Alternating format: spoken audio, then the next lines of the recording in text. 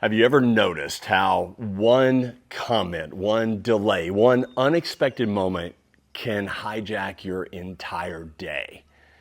You start with a plan, you're focused, you're grounded, you're ready to lead, and then someone cuts you off, they question you, they ignore you, and suddenly you're someone else all entirely. You're not present, you're not clear, you're just reacting. And that's the good news, because composure isn't gifted, it's built. We live in a world that celebrates speed, productivity, and performance, but no one taught us how to handle what happens inside when we feel triggered, dismissed, judged, or thrown off. We're taught how to look composed, but we're not taught how to be composed. And this video is about reclaiming that. It's about mastering your emotions so nothing owns you anymore. Because when you master your emotions, you master your choices.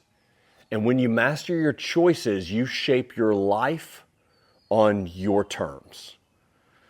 I'm Chuck Downs. I coach entrepreneurs and advisors who have built success but still feel that something's missing. And today I'm going to walk you through 5 shifts that help my clients go from overwhelmed and reactive to calm, clear, and truly in control. We've all said something that we wish we could take back. We've all hit send, raised our voice, shut down, because in that moment, the emotion was louder than our awareness. We didn't choose our reaction. We defaulted to it. And that's not because we're broken. It's because no one showed us how to interrupt the pattern. This is where emotional mastery begins, in the pause between stimulus and response. Just a few seconds. That's all it takes to shift from autopilot to awareness. And here's the truth. Most people miss this. They miss that the emotion isn't the problem. It's the unconscious reaction that's the problem. If you can pause, even for a breath, you create space. And in that space, you regain your ability to choose. A few weeks ago, I got a text that instantly triggered me. It was short, blunt, it was dismissive. I read it 3 times, and every time my body tensed more. My first instinct, fire back, defend, prove a point. But instead, I stopped, I put the phone down, I took a breath, and I asked myself, what version of me would respond right now? And the truth, it would have been the version of me that still needed to be right, that still believed I had something to prove, that still let one message decide the tone of my entire day. So I didn't respond, not until I could respond from a place of presence. And that pause saved the conversation. But more than that, it protected my energy. When you pause before reacting, you do 3 things. First, you disrupt the emotional autopilot. You give your nervous system time to regulate. You send a signal to yourself that I am in control. And that's not weakness, that's power. Powerful people don't react impulsively. They respond intentionally. And it's not about silence. It's about choosing which version of you gets to lead. Shift 2 is feel it without feeding it. Most of us were never taught how to actually feel. We either were told to get over it or we were overwhelmed by it. So we learned to shut down, or we learned to spiral in it. We suppress or we spin. We distract ourselves with food, noise, work, blame, or we go all in replaying the situation, retelling the story, reliving the same emotion over and over and over again. But emotional mastery lives in the space in between. It's the ability to feel without feeding the fire. I remember being blindsided by a decision that I didn't see coming. A client I poured into suddenly backed away. Not with disrespect, but with distance. And my mind immediately started running, what did I do wrong? What did I miss? Should I have said something more? Should I have said something less? And I wanted to stay composed. But underneath that was this wave of sadness and confusion. And in the past, I would have powered through it or overanalyzed it to death. But this time I did something different. I sat down, took a breath, and simply asked, what's here? Not the story, not the judgment, just the emotion. And what came up was honest. It was disappointment. It was a little bit of grief, maybe a little bit more than a little grief, maybe a lot more grief. It was a little bit of fear. And I let myself feel it without assigning blame, without creating a villain, without rushing to fix it. And that space, it moved the emotion without it owning me. And that's the shift. You don't need to fight the feeling. You just need to stop feeding it with more story. When emotion arises, feel it fully. Name it honestly. And breathe through it. No story, no spin, no self-blame, just presence. Because emotions are not weaknesses to manage. They're messengers to listen to. And when we let them speak, without making them bigger than they are, they move on. We can't heal what we can't feel. But once you feel it, you're free to move forward. Now, shift 3 is reframe the meaning. You know, emotions don't just come from what happens. They come from what we make it mean. A delay, a silence, a decision, a look. On their own, they're neutral. But our brain fills in the blanks. She hasn't responded. Becomes, she's ignoring me. They challenge me in the meeting. Becomes, they don't respect me. And the emotion we feel is based on our interpretation, not the event itself. We're not reacting to reality. We're reacting to the meaning we give it. I was coaching a leadership team, and after one of the key planning sessions, a senior team member went completely quiet. And he didn't say much during the session, and he didn't follow up afterwards, and he didn't respond to a message I sent that evening. And without even realizing it, I started writing a story. The story sounded like he didn't agree with the direction. He must think I missed the mark. Maybe I pushed too hard. And that story didn't stay quiet. It shaped how I showed up the rest of the day. More cautious, more in my head, less present. But here's what actually happened. 2 days later, he reached out. Said his daughter had gotten sick the night before the meeting, and he was distracted the whole time trying to figure out if he needed to take her in. Had nothing to do with me. Nothing to do with the conversation. Nothing to do with how I showed up as a leader. I'd made the silence mean something it didn't. And that moment stopped me in my tracks. Because here I was, a grown man, a leader, a coach, still letting silence become a story. Still handing my piece over to meaning that I had invented. And it hit me. The story in my head was louder than the facts in front of me.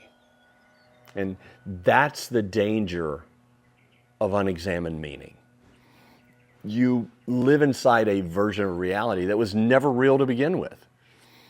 And look, that's not just exhausting, it's self-abandonment in disguise. But when you reframe, when you pause and ask, what could this mean?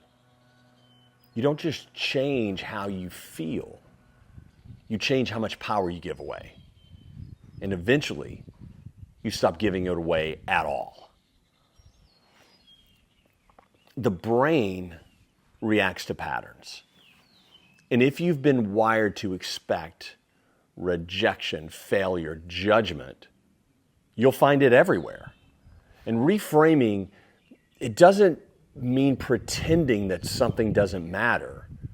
It means asking a better question, which is, what else could this mean? And that pause can change everything. And maybe the silence in space, maybe the delay is alignment, maybe the resistance is your invitation to lead. When you shift the frame, you shift the feeling.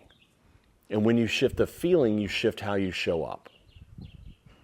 Now, shift 5 is drop what was never yours.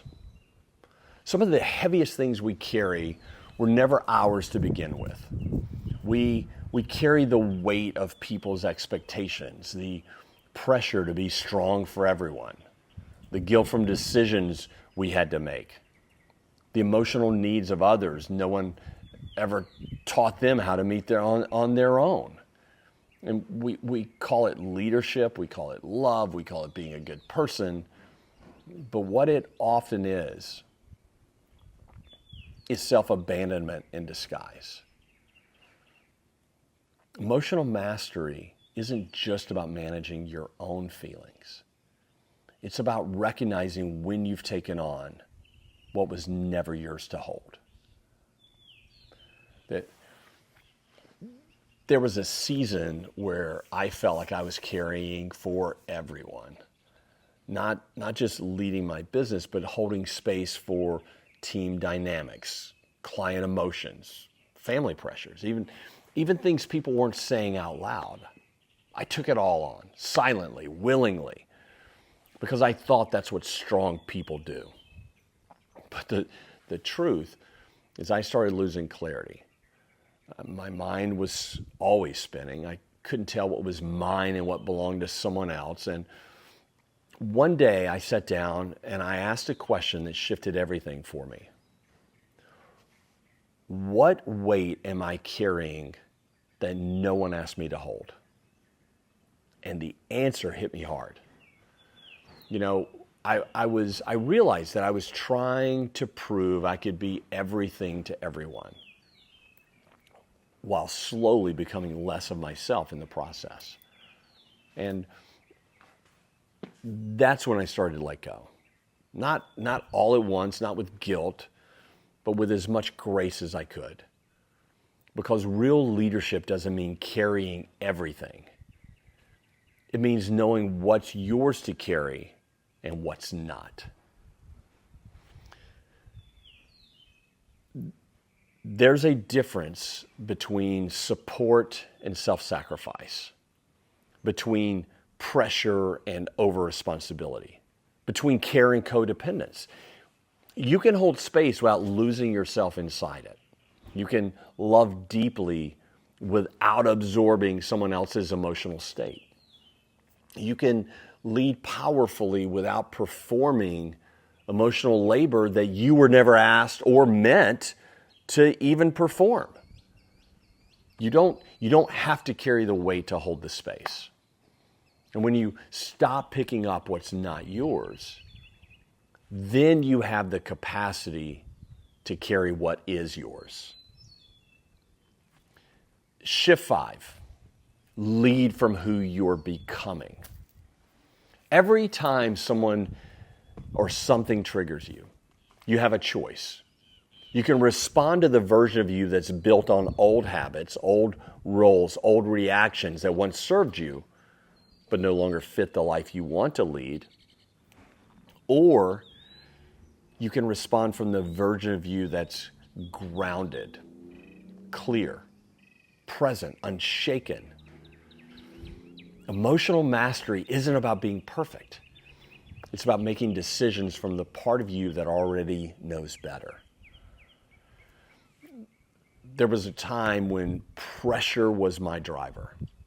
I equated urgency with effectiveness. I thought stress meant I was pushing hard enough. I believed that the more chaotic things got, the harder I had to press in. And it did get results, but they came with a cost. Because even when things were working, I didn't feel peace. I wasn't leading from vision. I was leading from reactivity, from the part of me that still believed effort alone would fix everything. And then something shifted.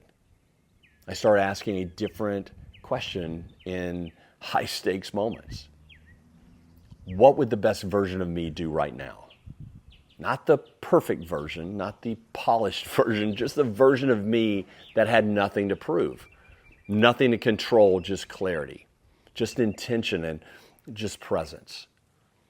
And when I asked that question, the answer was almost always the same. Pause, breathe, lead with calm. And slowly, that version of me wasn't just a possibility.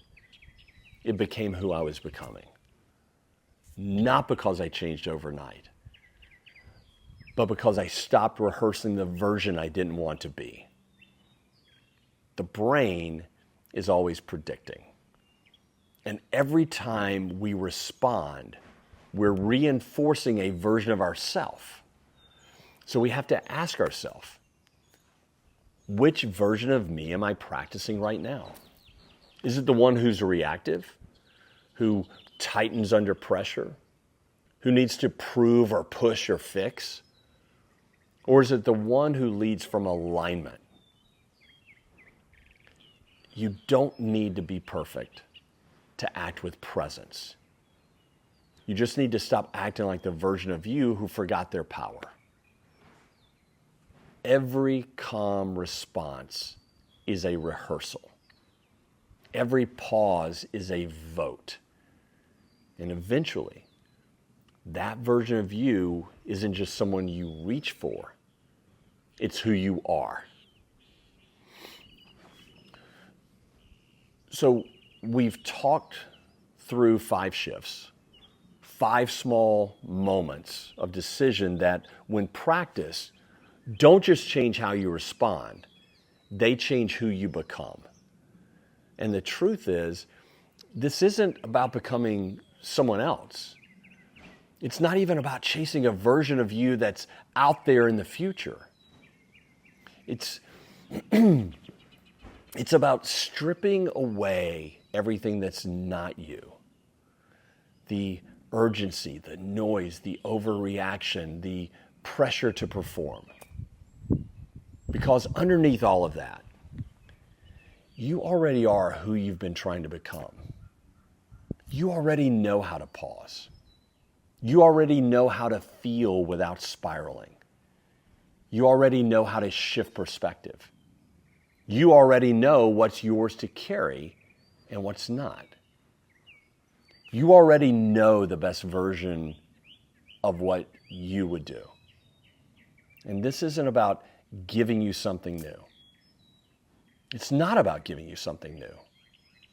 It's about helping you remember what you've always known. And hopefully giving you permission to start living from that place. So let this be more than something that you watch. Let it be something you practice. Because emotional mastery doesn't happen in one moment, but it does begin in one. So which shift are you choosing today? Let me know in the comments. And if this has helped you breathe a little deeper, if it gave you a clearer way to move forward, then share it with someone who's been carrying too much for too long. Because we don't need more people who react. We need more people who know how to lead themselves, no matter what the world throws their way. Because it's not about changing who you are. It's about becoming who you're meant to be. And that version of you is already waiting.